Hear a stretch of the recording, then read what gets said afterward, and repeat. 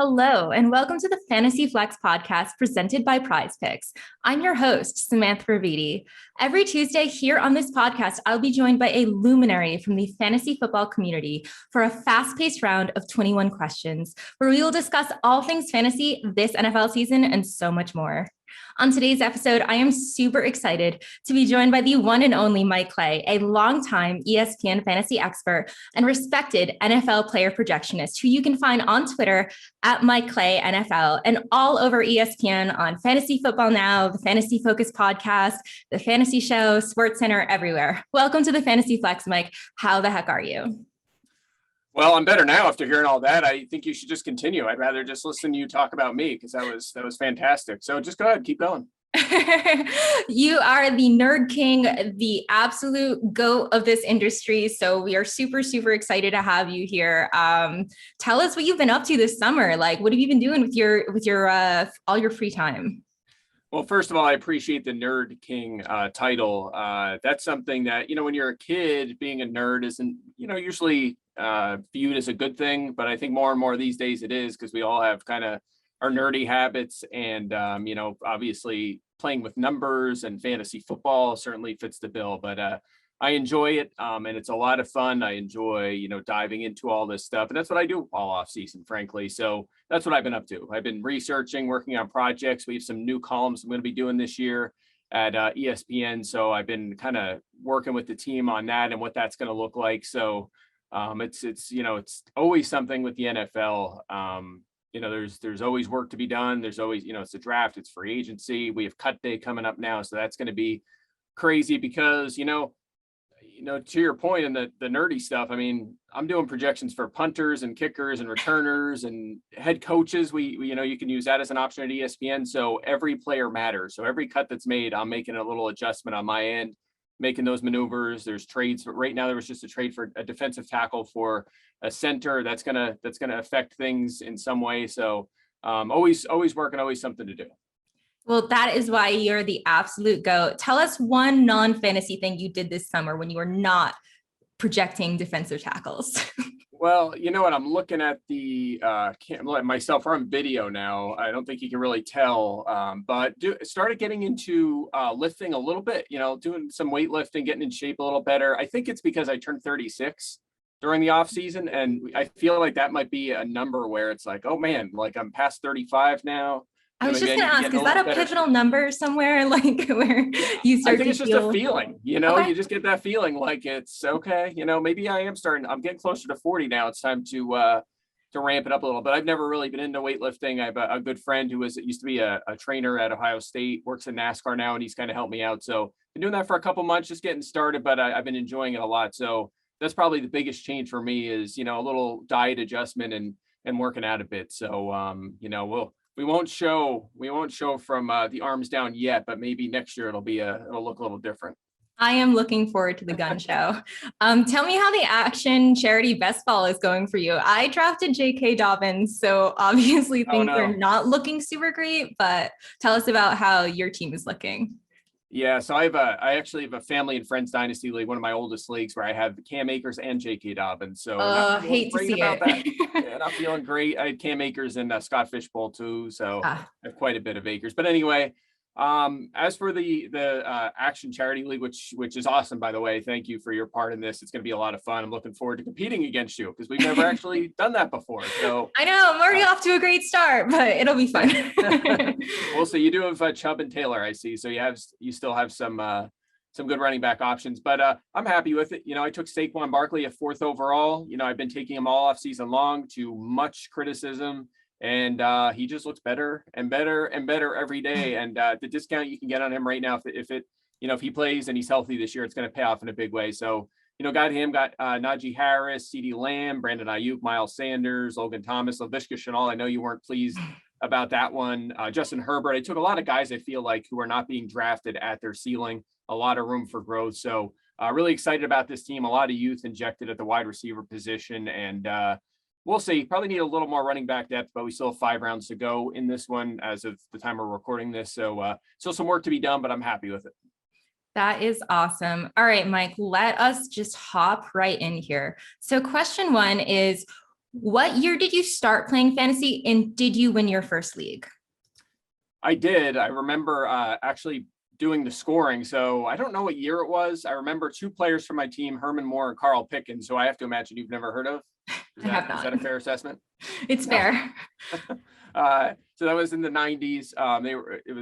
The best receiver on the Lions was Herman Moore, which they could probably use him today, to be honest. They could still use his services. Carl Pickens was on the Bengals. I only remember those guys, but we just had a few players in it. My dad made the rules. I actually tweeted the rules for it, the scoring for it like a month or two ago, and people enjoyed it because it was so bizarre. Like my dad just made it up. Imagine just coming up with scoring and roster positions with no information. That's you just awesome. don't know anything about fantasy. You just invent, and the scoring is so bizarre. So that is so pure, though. I love that. Yeah. Oh yeah. It was a lot of fun. So I would get the newspapers during the week, and I would actually manually score because we didn't have, ESPN.com to do it for us. So, but yeah, I do remember that way back when, bits and pieces of it, but I do remember winning that league. And I mean, I kept score, so maybe that was part of why I won, but Well, I love that story. All right. So tell me, what are the best and worst parts about playing fantasy football for you? The best is just, look, like I grew up a nerd. I'm still a nerd, but growing up, I always wanted to be a GM or a coach, or I used to write letters to coordinators and GMs and stuff and send them plays I thought would work, and just thoughts I really want to see week. these letters now. This is awesome. I have to find them. I think I have some of their responses that came back to me, and some that I sent too, but I'll have to dig those out. But I was always into that kind of thing. So when I kind of really got into fantasy, it was the same kind of thing, right? You can manage a team. I really love Dynasty because you can manage it year round, and there's that aspect to it. So that's the best part, just that, that interest I have in just football and managing it, and the numbers and the process. I really enjoy all of that.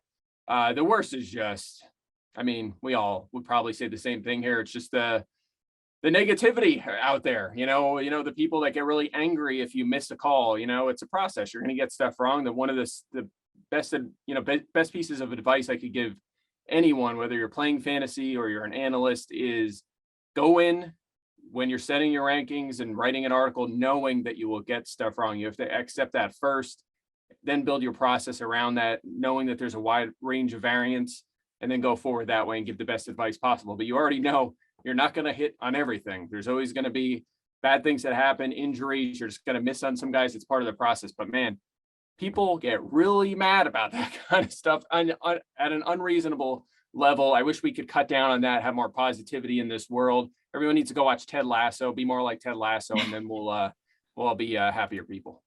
Amen to that. We absolutely need more positivity in this world. So, all right, jumping into the actual fantasy stuff, we are kicking it off with a quick segment called the Burn Book. That is a Mean Girls reference, if you were not sure. But as fantasy managers, it is so easy to have recency bias, especially if a player burned us, either due to injuries or a bad season last year. So we're going to run through 5 players, and I'd like you to tell us briefly how confident you are that these players will return on investment at their ADPs. So our first player is going to be Dak Prescott. His ADP is currently QB5. He finished his QB30, obviously, through 5 games, but was averaging 27.7 fantasy points before that. He's coming off of a major injury. Is he worth it at QB5? Yeah, no question about it. I was a little worried about his arm injury earlier in the offseason. Adam Schefter has speculated that he may not be 100% all season long with that leg, but it seems like he'll be good enough to play at an extremely high level. He also benefits from a very high volume offense. Mike McCarthy came back to the NFL with one of the fastest paced offenses in the NFL, maybe the fastest paced offense in the league. So there's going to be a lot of plays. There's going to be a terrific supporting cast. You're going to have a healthy offensive line. You're going to have maybe the best trio in the NFL at wide receiver, not to mention Zeke Elliott out of the backfield. And you're going to have a quarterback who's super talented. He was QB2 for, last time we saw him in 2019 for the full season, and he adds some value with his legs as well. So I'm very high on Dak Prescott. He's in that round 5-6 range, and that's where I'm looking for a quarterback this year. So if he's there, I'm taking him. That is great to know. All right. Our next guy, you kind of gave us a little bit of a preview here, but I'm going with Saquon Barkley at ADP. His ADP is RB8 right now on Fantasy Pros, which seems really, really low for a guy that was being drafted top 2 last season. He's obviously coming off of a major injury. What is your outlook on him? I assume he's not in your burn book right now. Yeah, no way. He better not be. I mean, if he has a setback or another injury or struggles this season, I'm going to be in trouble because I've been taking the discount on Saquon all off season long. That will sting. Not to mention that on national TV, we did our fantasy draft during the marathon. I took him in the middle of the first round, or I guess it was 8th overall. Took a ton of criticism, got mocked the entire rest of the draft. Didn't sit well with me, and I need to go back and kind of cut that footage up and show it again. Should Barkley go on to have a really good season, and if he doesn't, then I'll forget about all that footage, of course. But no, you earned the victory lap on that one. Well, we'll see. I'm very invested in Barkley, so we will see how it goes this season. But yes, the guy just has such a high ceiling. He's been a superstar in fantasy whenever he has played. When we last saw him, he played almost 90% of the snaps for the Giants last season, which is ridiculous. So if he may start slow. You might have to deal with that. You might see a little extra Devontae Booker for a couple of weeks, but by all accounts, his trajectory is still going up. He's getting very close to full health, and I'll be shocked if he doesn't play and play a pretty big role, honestly, in week 1. Love to see it. I took him as RB5 in a draft, and I got flack from it from other people. People were saying that was the only pick they didn't like, and like that he was such a risk. So I'm rooting for him this year for sure. Another running back that I'm going to talk about here is Joe Mixon. So his ADP is RB13. I've been getting him a couple times kind of in the middle of the second round. He's definitely a risky play. He hasn't ever really delivered at his peak, but is this his year? He finished his RB 47.5 PPR through 16 weeks. Obviously, there were injuries involved and Joe Burrow and whatnot. So what do you think about him this year? Is he in your burn book? I will gladly take Mixon in the middle of round 2. He's RB 13 for me. I mean, this is another guy who's up there with the elite in terms of usage, right? So last season, you mentioned he only appeared in 6 games. Played over 81 or handled over 81% of their carries, 12% of the targets. He was RB10 in fantasy points per game. The year before, when he had a pretty good season and he was there all year, finished RB13, he was at 3/4 of the carries and 8% of the targets. So we actually saw his usage go up last season. He's only 24, may have just turned 25, but nonetheless, still very young in his prime. He's going to play a big role in Bengals offense that, they have good wide receivers. Teams should be focused on stopping that trio, a wide receiver that should open up some lanes for Mixon. I know the O-line isn't great, but it is a little better than it's been in years past with a good set of tackles. So fine with Mixon again as my RB2, or if you wait at that position and he's your 1, he has some RB1 upside. Yeah, absolutely. I am just going with the fact that Gio's not there and he's going to have way more opportunities. So I'm excited about him. All right. Laviska Shenault. His ADP is wide receiver 42. I've been very high on him for a while. He may have been a little overhyped last year, but with the upgraded quarterback, 1 year under his belt, and with ETN gone, do you think he will deliver this year? I do. I'm very high on Shenault. As you know, the only draft we did together, I sniped him from you, and I've done that all year long. I mean, I think his ADP has been around the 8th round of 12 teamers. It's way too low. It should be about a round earlier, maybe even 2 rounds. You can make that case. Looks good in the preseason. Yes, you're going to see a lot of short area targets. That's okay. That's fine. We're playing in PPR for the most part. If you're playing in PPR, he's going to soak up a ton of catches. I have him projected with 80 this season. And look, the guy, he's in his second year. He's a former 2nd-round pick, super talented, terrific athlete. And you would expect his role to increase from last season. And that's key because, you look at last season, and I'm not staring at the number right now, but he's going, I think he was wide receiver. Where did he finish? Wide receiver 46 he finished. And he's going, his ADP right now is around wide receiver 40. That doesn't make much sense, right? I mean, he was a part-time player most of last season. He missed a handful of games and he finished 46th. He's being drafted around 40th. Again, a guy we expect to make a leap, to see a lot more target volume. A guy who has a better quarterback situation, most likely, assuming Trevor Lawrence is competent. It just doesn't make sense. So he should certainly be going earlier. I think he has, he's a guy that could be a flex out of the gate, but he has elite upside. I mean, this guy could just go off this season, right? So big fan of Shenault for sure. Awesome. Well, I will never forgive you for sniping him from me in our draft. But for our final guy of the burn buck, we're going to talk about George Kittle. His ADP is tight end 3. He only played in 7 games last year, finished as tight end 20, finished as tight end 4, though, in 2019 and tight end 3 in 2018. So is this his bounce back year? And are you at all concerned about his injuries? Not too worried about it. He's just a really good football player. The guy is maybe the most well-rounded tight end in the NFL. He could block, he could catch, he could do it all. He's in a pretty good offense with a good leader there in Kyle Shanahan. Obviously, some quarterback question marks, but I have a lot of faith in Kyle Shanahan to maximize that quarterback situation. Last week Kittle still very good in fantasy. I mean, he was kind of all over the place, right? He had those big games with 40 and 24 points. Only had one other top 12 week, but he still saw right around 8 targets per game. His efficiency was through the roof last season. And look, he's never not been top 3 in fantasy points per game, at least since he's been the full-time starter. So I know he's not a big touchdown guy, but Kittle is a really good player and certainly belongs in that top 3 at the position. So if you want to grab him in round 3, I have no problem with that. Yeah, as a little bonus question, what's your take on Trey Lance versus Jimmy Garoppolo for Kittle's outlook? Well, the thing with running quarterbacks, like Lance, of course, is there's going to be fewer targets, right? They're going to pull it down and run more often. A lot of those offenses are kind of built around that running game. There'll be designed runs for the quarterback instead of throws and say like 3rd and 3 or 3rd and 2 situations. So, that worries you a little bit. I have the same concerns with, Philadelphia with Jalen Hurts, and you see it with other quarterbacks, like, of course, Baltimore is the infamous one, we'll say, the past few years with their wide receivers being fairly useless in fantasy. So that does bother me a little bit if they make that switch. But then again, if Trey Lance is super efficient, super effective, it can, pay dividends. And we know George Kittle will see a pretty gigantic target share. So as long as he gets that, the quarterback shouldn't stop him from being a top 5, maybe top 3 option. Well, that is super, super encouraging for Kittle. So that'll do it for the burn book. Our next segment is called Full Send or That's Cap, which is sort of the opposite of the last one. I'm going to give you 5 players who probably outperformed expectations in 2020. And I want to know, are you sending it on this player? That's like in ski terms, like when you send it, you jump off a big jump and you just go head on. Or yeah, see, you're younger than me. Like I'm like, what are these terms? I don't know any of this stuff. So, and you're a skier, which I'm not either. So that one's over my head too. So send it, drafting them with high expectations, or that's cap. Cap means like BS, like you don't believe in it. That's not true. It's a fallacy. So our first player that we're going to check out here is Justin Herbert. So I assume you're kind of high on him because you just mentioned him in the intro, but he finished as QB 10 last year through 31 touchdowns to just 10 interceptions.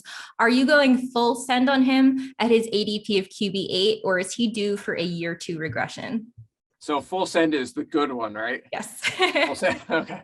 Yeah, I would say moderate send or a little above of that, just because, like I said before, where I'm attacking quarterback is like that Dak Prescott, Lamar Jackson tier in the 5th and 6th round. However, if I miss on those guys, I still don't have my quarterback the next round. So we get into late 6 into 7. I'm looking at Rodgers, Wilson, and Herbert. So I'm in that range. But I do like Herbert. I think he'll be fine. He did benefit from a ton of volume, one of the highest volume offensives we've seen in the league over the past decade.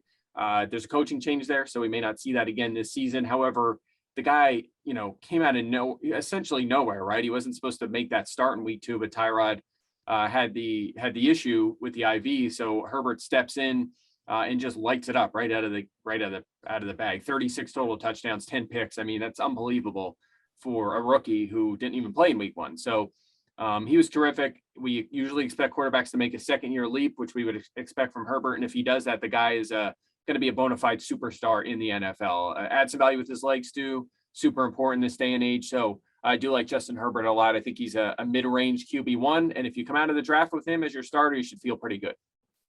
That is awesome to hear, because I am also very high on him. I know there's concerns that their defense is going to be super, super strong, but I think he's going to just get better in year 2. So our next guy is David Montgomery. In my drafts, it seems like no one wants anything to do with Monty. He scored 10 touchdowns, finished his RB6.5 PPR last season. Was his 2020 performance cap, or are you going full send on Monty? Well, I thought cap initially, but I've kind of swung the other way because of Tariq Cohen. And it looks like he's struggling to come back from his injury, his torn ACL early last season.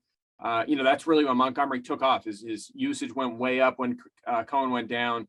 And then he took advantage of the very, very easy schedule in the final month or so of the season and was a fantasy star. I mean, that schedule was so easy that we saw it coming for months. I mean, we were talking about that for a long time. Go trade for this guy, get him on your team. The Bears offense is in great shape. Montgomery's going to have a huge finish during the fantasy playoffs. It was so easy to see coming, and it happened. So we have to factor that in for sure. I don't think he'll match his top 5 season from last year, but I have moved him up to 16th on my board. And I found myself, landing him occasionally. Now he's going in the 3rd round, so that's nothing crazy by any means.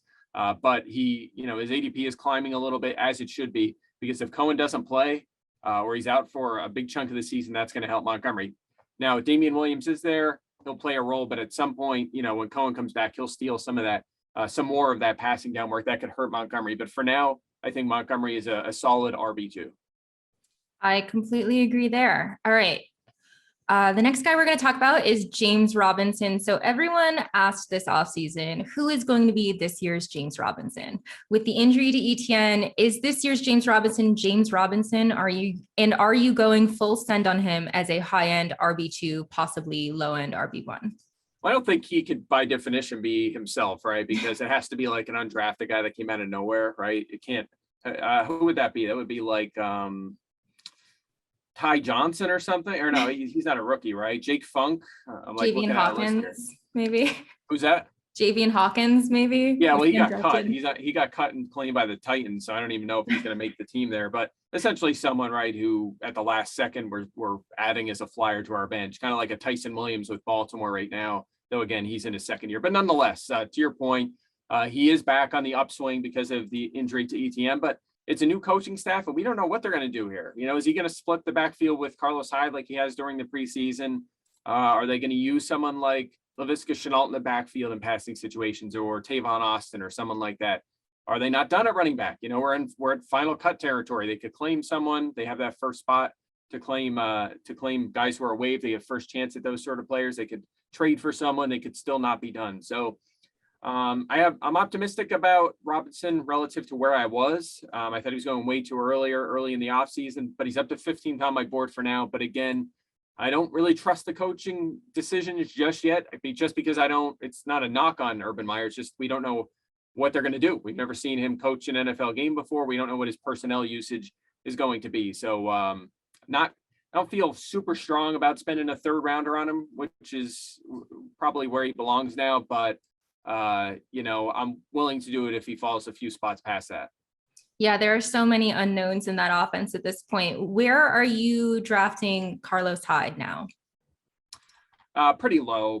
Just, I have him 51st on my board. I know other people have been prioritizing him, but I just don't see a high ceiling there. We've seen this the past few years. And look, I loved Hyde, back in the 49ers years, super high in him. He helped me win a lot of matchups in fantasy.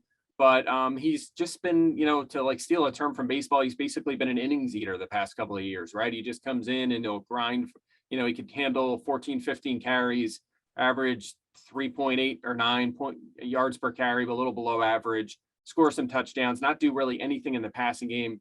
So there's just a very, very limited upside there. So not too excited about him. I think even if Robinson were to miss time, Hyde would step in and have flex value, but there would be other people involved there as well. So not too high on Hyde. Fair enough. All right. The next player we're going to talk about is Mike Davis. The journeyman came out of nowhere last season, finished his RB12 while filling in for CMC. He has almost no competition out of the Atlanta backfield, who just waived Javian Hawkins, as you mentioned. Is he worth drafting as your RB2, or was last year cap? Yeah, I would say, again, if I'm following the terminology, cap, where I'm on the cap side here for sure. Look, you can easily see the path to a lot of volume for Mike Davis this year, and we saw that from him early on last season. But, I think people forget that it started to wear off and down the stretch, right? They started to work in more running backs. He wasn't playing as well. He wasn't getting nearly as much volume in that final, month and a half, and his production fell off big time. this is a guy, and it makes sense, right? This is a guy that's never been a starter in the NFL. He's never been a bell cow back. He actually got cut by before the Panthers got him. He actually got cut by the Bears. He didn't make that team when they had Montgomery and Cohen there. They cut him loose, latches on with the Panthers. Before last season, we didn't even know if he would make that team. So he worked his way back, made the roster, and obviously went on to have a pretty good fantasy year. But that whole combination of, the lack of pedigree, lack of consistent production in the league is a concern. And also his age, he's 28. We haven't had a 28-year-old top 25 running back in several years in the NFL, right? It's hard to do. So yes, I think he'll come out. We'll be ranking him as an RB2 early in the season. He'll have some decent games, but I really worry about him holding up and being an effective fantasy back for the whole season. So he's not a guy I have any exposure to. If he has a big year, I'll pay the penalty, I guess, but I'm not interested. Totally understood. Yeah, the durability was definitely a concern. All right, the final guy for this segment that we're going to talk about is Robert Tonyan. So he finished as tight end 3 behind Kelsey and Waller last season after scoring a whopping 11 touchdowns, 1 in each season prior. Are you sending it at his ADP of tight end 9? And can you tell us what a more realistic touchdown expectation is for the year 4 tight end? Well, I have him with 6, and he had 11 last year. So that's that answer. Here's the thing. Like, I would say even certainly 10 years ago, around when I was new to the industry and definitely, maybe even like 5 years ago, Tonyan would have been going a lot earlier in fantasy drafts, but the industry is getting much smarter and we have more data. We've learned a lot more about touchdown regression to the mean, something, again, I've been doing for a long time, articles every year. The hit rate is unbelievable. And people are learning that you cannot sustain super high touchdown rates. And I say that because Tonyan last year, his touchdown efficiency was one of the highest we've seen in over a decade. I mean, it was just through the roof, unsustainable. He can't come close to that. It just doesn't happen. If he does, it would be, something we've never seen in the league before. Is it possible? Of course, there's always a chance, but should you bet on that? Should you bet on your fantasy picks, your auction, your salary cap league money, whatever it may be on that? No, you shouldn't. But again, the industry is getting smarter. They understand that. And that's why he's going in the 9th round this year, as opposed to, I think he would be going like in round 5 a decade ago, because people would just expect another high touchdown total. But I say all that because where he's going, I have no problem with it. I took him, I waited at tight end, kind of got bit there and he fell a little bit. I took him at Scott Fishbowl a few months ago. Otherwise I don't really have him at all, but the targets do need to go up to offset the touchdowns. It's really the only way he's going to come close to what he did last season, which was tight end 4. I think they'll go up a little bit, nothing crazy. They did bring in Randall Cobb. So at the end of the day, I think he's a borderline top 10 tight end who lacks a ceiling, honestly. So that's how I feel. But again, I want to be negative because I got to go all in on the touchdown regression. But on the other hand, his ADP is pretty respectable right now. So did you say you have an estimate for the number of touchdowns you think he'll score this year? Yep, I have him at 6 right now. So awesome. maybe I'm expecting the Packers offense as a whole to come back to earth a little bit. You can't. Again, you can't project players at their ceiling every year. And we saw one of Aaron Rodgers' best seasons ever last season. So, of course, I'm going to expect him to come back down to earth at least a little bit. Fair enough. I think it is an inexpensive way to buy in on the Packers offense for fantasy managers during draft season. All right. On to 8 more pretty quick questions to finish out the show and get you back to your spreadsheets. So question 13, question 13 is, you are the king of analytics in this space, the GOAT, but even us nerds can get a little emotional about players. Name one player you have trouble, you just can't quit, or you make excuses for every year. So that for me is Joe Mixon. Yeah, that's fair for sure. Oh man. You know what? I wrote the expression, I just can't quit the Drake in my my annual ultimate draft board article where I go round by round with the guys I'm looking at. And of course, I'm like, again, I'm looking at Drake's ADP and it's fine, going in the 10th round. So I guess I'll go with him. I liked him as an underrated prospect. I always wanted them to free him in Miami, give him more work. And then he was pretty good. And then they didn't really like him. So they shipped him to Arizona. Had a really good year. And then you're like, finally, we're getting Kenyan Drake. That second half, he's a certified RB1. And then the second year, of course, last season, his utilization was so bizarre. They just made him a early first and second down back. He just wasn't targeted, was used between the tackles.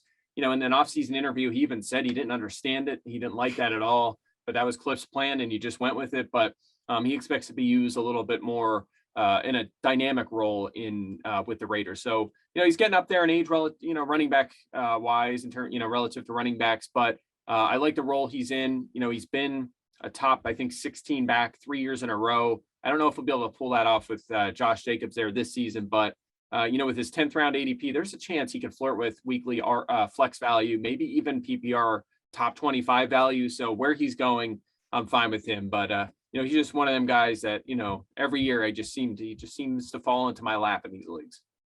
Fair enough. Yeah, it was a very frustrating situation with Cliff Kingsbury last year, and frustrating to see him kind of go into that system where it is going to be a little bit of a headache for fantasy managers this season. But yeah, I agree with you. I think he is going pretty low. So I am definitely tempted at his ADP. All right. So for question 14, predict what year the Eagles will win their next Super Bowl. Oh man, I wish I had a few more weeks to answer this one and I could see a little more Jalen Hurts, right? I think it might be a while. They're in a bit of a turnover period. They, spent a lot, made that run toward the Super Bowl and tried to keep it going for a couple of years. And it kind of, the bill came due this offseason, I feel, to some extent. But I do like Howie Roseman. I think he's done a pretty nice job managing this team, though he's very highly criticized. To get them their first Super Bowl ring. Did a nice job during that period. So I think it'll be a while, but I hope it's soon. So, since it's just, it's not really on the line, I'll just be optimistic. I'll say they win it in 2022. Jalen Hurts makes a huge leap. He's that next superstar. He's that next Mahomes or Lamar Jackson or Josh Allen that makes the big year 2 leap and he carries them all the way. Because I think, honestly, the defense is a little above average on paper. The offensive line, if it stays healthy, is very good. Maybe need one more good target offensively, but if everything kind of comes together for them and Hurts is the next star in this NFL, which is possible, it's a long shot, but it's possible. The Eagles could surprise and make a run. You heard it here, folks. It is the Eagles 2022 Super Bowl winners. All right. Assuming he's healthy, will Jalen Hurts start at least 16 games? If he's, oh man, again, if you're betting, and we are, of course, at ESPN Chalk and the Action Network, you certainly take the under with quarterbacks. It's always, just too high of a number with the injury rate at that position. Not to mention he's an unproven product with only 3 full NFL games under his belt. They also just traded for Gardner Minshew. So they have, if he's struggling, you have a little more intriguing of a quarterback to plug in rather than going to Joe Flacco. So, I would say no. Again, if I had to bet, I would say no. But for the Eagles' sake, they better hope the answer is yes. But I'll say this: the worst thing that can happen, I think, for them is he's like up and down. He's okay, right? And they're like, well, maybe he'll make a leap in 22, and they don't take a quarterback in the draft. That could be tough because, if he does struggle or he's okay, you figure you're picking around 12 to 15. You have a ton of first round picks. You may have 3 first round picks if Carson Wentz stays healthy for this season, which of course, who knows with him right now. And you need to use them assets to get yourself a franchise quarterback if you don't have one. So hopefully we all know, in a couple months, whether this guy's the real deal. Yeah, that Carson Wentz situation is looking a little sketchy. I just saw he was put on the COVID-19 reserve list. The Colts are having a bad week for sure for their personnel. All right. Speaking of Eagles signal callers, was Joe Flacco ever elite? Yes or no? No. Fair enough. It takes 5 minutes of analysis to answer that one. No one.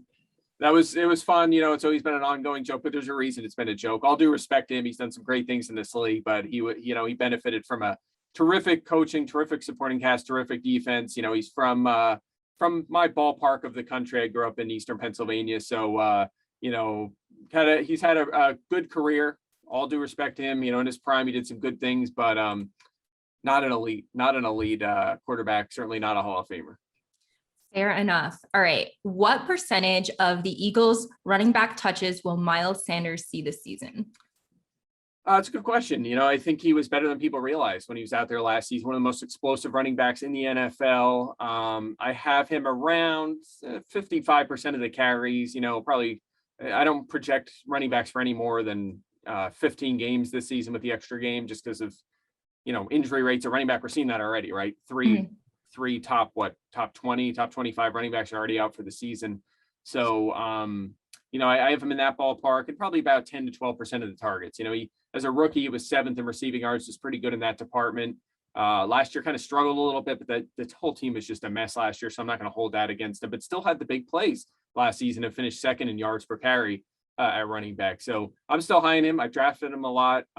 He's falling to the 4th round lately, which I'll take that all day. If I can get a guy like Miles Sanders in the 4th round.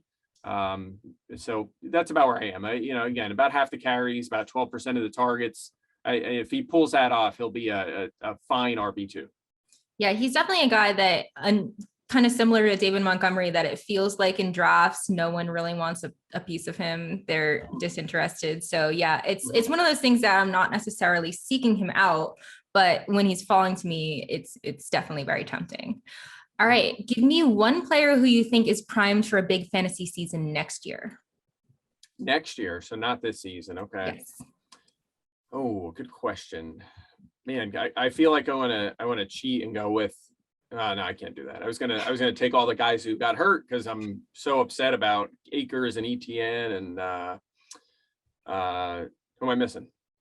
J.K. Dobbins. Oh, Dobbins, right? Yeah, they're some of the young emerging stars. I'm hopeful all 3 of them will come back and be superstars. Superstars next season. But those are layups, I guess. How about our guy AJ Dillon? Right?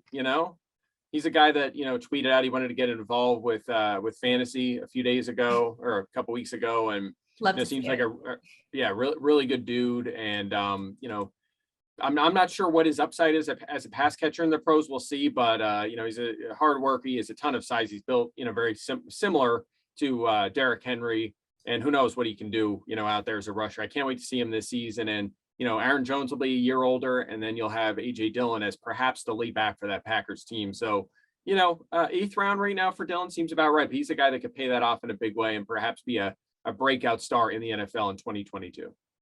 I love that answer. I'm very excited for Dillon this year. Are you bull or bear on the 0 RB strategy as a viable strategy? I mean, bull on a viable strategy for sure. Although bull makes it sound like that could go either way, right? But is it bull or bear? It's not bull, but I'm bullish on it. Yes. Yes. You can definitely pay it off. I've done it before. I've won industry championships with nothing at running back. Like, was it Elijah McGuire? And I was one of my top backs with Damian Williams. I had a big 14-team championship roster a couple years ago. In a big industry league we do every year. I've won it a couple times over the past few years. And that one year I started 3 running backs in the championship game, and 2, I can't remember the third was. It was Damian Williams, Elijah McGuire, and someone else that was like a waiver ad. I had no running backs on my roster that I drafted. And I didn't, I just early in the draft, I had, tight end, receiver, something along those lines. I had that combination, and there was just no value at running back. So I didn't take it. And you can win that way. You can, if you're smart and you're aggressive and you work waivers, and if you can trade, always look for those, those guys that can kind of get you over the top and win it for you. And look, if you play fantasy and you don't like to do that, you don't like to work waivers, and you're like, I always forget to check my waivers and check my team. You want to go running back heavy early and just hope they work out. If they stay healthy, you'll be competitive. But if you're the opposite and you're aggressive and you're always working and you're checking waivers, not taking running backs early can pay off for you. You can get safer players at other positions, and then you can just continue to work every single week at the running back position. And by season's end, you should be in pretty good shape there because of the injuries and the unknown, the variance at that position. That can work for you. So it just depends what kind of player you are. But, the short answer is yes, absolutely. 0 RB can work for you. Do you feel like it can still work in basketball formats? Because you said it's like about playing the waivers and stuff, and that's obviously a huge part of it. To some extent, I think you have to be more aggressive in best ball because you still have to get viable starting options. Remember, those leagues are usually deeper, right? So we're doing 16 rounds for a normal draft, and then you're working waivers and you have a lot better waiver wire. Best ball, it could be upwards of 20, 24 rounds, right? So you have more options and you can take more flyers at running back and kind of hope they pan out. But you're right. You can't, if a guy's not picked, and like Tyson Williams for now, we mentioned him before, you can't scoop him up if your best ball is over. He's gone, right? If you have Dobbins, you're done. You can't scoop up Williams and get those points. So you're exactly right that it's more important to prioritize running back in those formats. And generally they're set up in a tournament setting anyway, right? You really need to finish the top 3 or 2, or first. So you could take them running backs early. If your running backs get hurt, you're probably done anyway. But if they pay off, you have a really good chance to be in that top spot. It's basically first or last, Ricky Bobby, Ricky Bobby. First or last, no doubt. So I'm definitely more likely to lean on running back early in those formats. Fair enough. All right. For our 21st question, if you had one cardinal rule you could tell someone just getting into fantasy this year, what would it be? Man, there's so many. Where do I start? I did a whole article on this, a long one earlier in the off season. Everyone go read that article for sure. Thank you. I appreciate that endorsement. Just going through just strategy, not less about players, more about strategy and all of the kind of things. So I'll just have a little fun with it. And well, first of all, I'll answer your question, which is just don't overthink it during your draft. Take the best value. Don't force positions.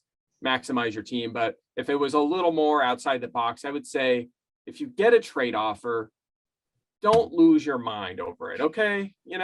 People are trying to improve their team. They're trying to shake up the league a little bit. They want to make their team better. Don't get mad about a trade offer. All right. The best leagues I'm in have a ton of trade offers and are active. People care. The worst leagues are the one, and they can be bad offers. Sometimes, of course, you're always going to have bad offers. Not everyone's going to agree on value. It's part of the game. And you're going to have people that try to rip you off. It's part of the game. But the worst leagues are the ones that aren't active and they're just boring and everyone just sets their lineup, or some guys don't. They're just lazy about it. I would take a league with bad trade offers all day long over a league like that. So don't get mad about it. Don't just counter by offering, just don't. If they offer you Alan Lazard for Pat Mahomes, fine. I get it. But that's almost never the case, right? I mean, it's almost like, this is unfair, but at least it has some sort of merit. Don't just counter like an idiot or go on the message boards and lose your mind. Counter realistically, tell them what you're thinking. Maybe this person is desperate to get a player on your team and they end up overpaying, right? So, and you're never going to get their best offer first. That's always an important part of it too. So that's something that drives me up a wall, right? I'm trying to make a league active. I'm throwing offers out there, and then one offer is not perfect, and people, certain people lose their mind. So that's one of the things that drives me nuts. So if I gave advice, I would say be active and don't get offended because you don't, you hit decline instead of accept. Fair enough. I think that's really, really good advice, because in a lot of my leagues, I feel like people are very dovish and then do lose their minds over certain trade offers. And in reality, of course, you're valuing your players more than other people's players. And you're going to think that why would you send a very lopsided first offer in someone else's favor? So of course, it's just about communication, and it doesn't do you any favors if you're just going to burn bridges by chastising someone on a message board because they sent a bad offer, because they may not even know it's a bad offer too. So give them the benefit of the doubt. I love that advice. All right. That will do it for this round of 21 questions with our guest, Mike Clay of ESPN. Mike, I can't thank you enough for joining me during this insanely busy time. Please tell everyone where they can find you this NFL season, as if they don't already know. Well, they could find me nerding out in my basement, right? Not my mom's basement. I actually have my own basement where I can nerd out. But I'll be grinding away, working my rear end off all season long. My work will be over at ESPN.com. Make sure you sign up for ESPN Plus. You cannot beat that product. We have so much there. From a video perspective, and certainly our written content across all sports. So that's where most of my written work will be. But we'll be busy all season long. At Mike Clay NFL on Twitter, I'll be tweeting away when I can as well. So really excited. The season's almost here. We get an extra week this year. It's gonna be a lot of work, but it's gonna be a lot of fun, and we're gonna win some championships. Thank you. Thank you so much. All right, guys. As a reminder, Sean Kerner and Chris Raybon are next here on the Fantasy Flex podcast. They have two of their very best episodes coming out this week with their player prop episode and their final fantasy rankings. So please check those out. Thanks again for listening. Please rate and review our show on Apple Podcasts. Download us wherever you like to listen. And we will see you next time on the Fantasy Flex presented by Prize Picks. Peace out, y'all.